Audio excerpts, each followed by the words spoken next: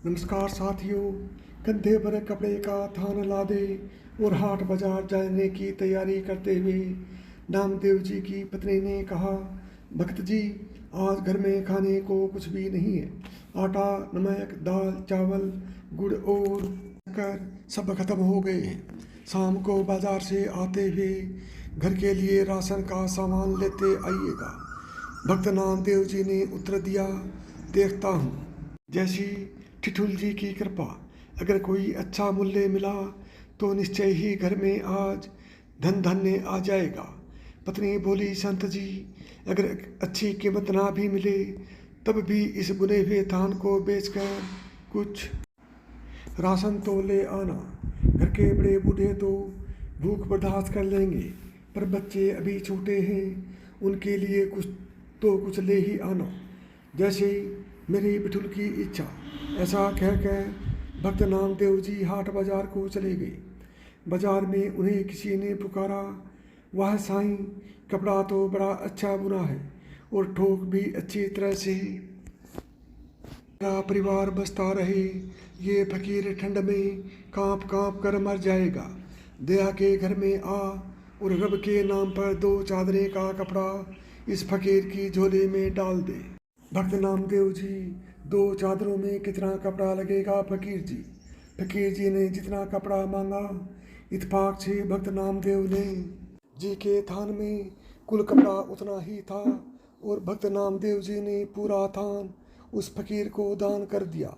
दान करने के बाद जब भक्त नामदेव जी घर लौटने लगे तो उनके सामने परिजनों के भूखे चेहरे नजर आने लगे। फिर पत्नी की कही बात कि घर में खाने की सब सामग्री खत्म है, दाम कब मिले तो भी बच्चों के लिए तो कुछ ले ही आना। अब दाम तो क्या, थान भी दान कर चुका था।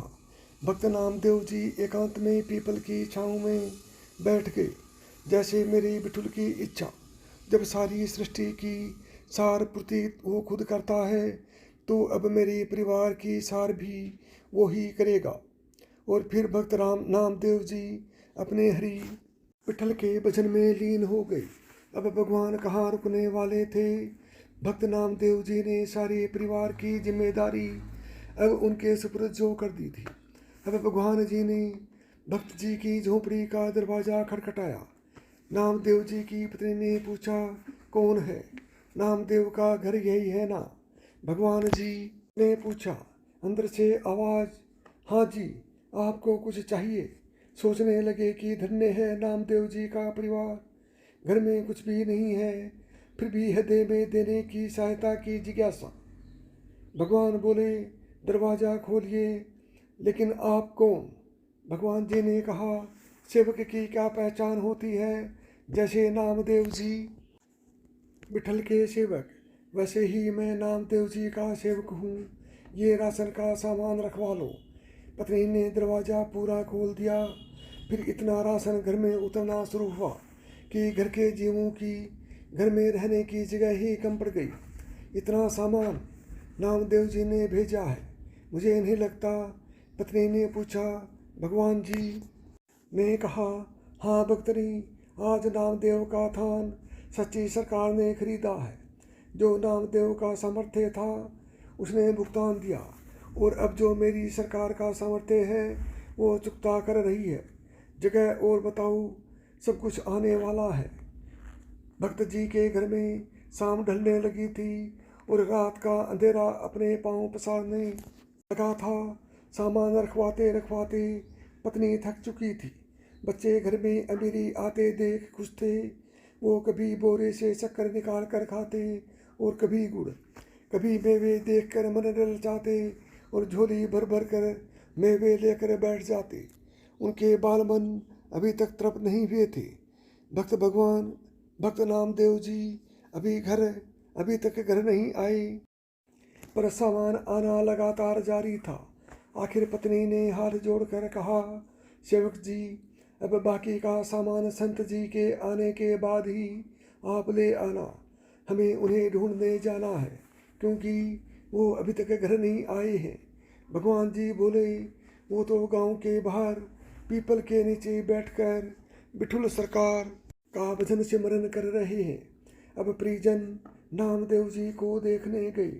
सब परिवार वालों को सामने देखकर नामदेव जी सोचने लगे, जरूर ये भूख से बेहाल होकर मुझे ढूंढ रहे हैं। इससे पहले कि संत नामदेव जी कुछ कहते, उनकी पत्नी बोल पड़ी, कुछ पैसे बचा लेने थे। अगर थान अच्छे भाव बिक था तो सारा सामान संत जी आज ही खरीद कर घर भेजना था क्या।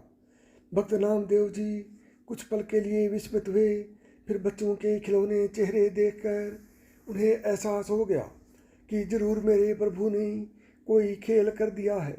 पत्नी ने कहा, अच्छी सरकार को आपने धान बेचा और वो तो सामान घर में भेजने से रुकता ही नहीं था।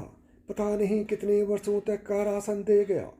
उसे मिन्नत करके रुकवाया, बस कर बाकी संत जी के आने के बाद उनसे पूछकर कहीं रखवाएंगे। भक्त नामदेव जी हंसने लगे और बोले, वो सरकार है ही ऐसी, जब देना शुरू करती है तो सब लेने वाले थक जाते हैं। उसकी बख्शीश कभी भी खत्म नहीं होती। वह सच्ची सरकार की इस तरह सदा कायम रहती है। साथियों, इस कहानी से हमें शिक्षा मिलती है कि भगवान के प्रति सच्ची श्रद्धा रखो। भगवान अपने भक्तों को कभी निराश नहीं करते हैं। जय श्री कृष्ण, जय श्री कृष्ण। राधे राधे।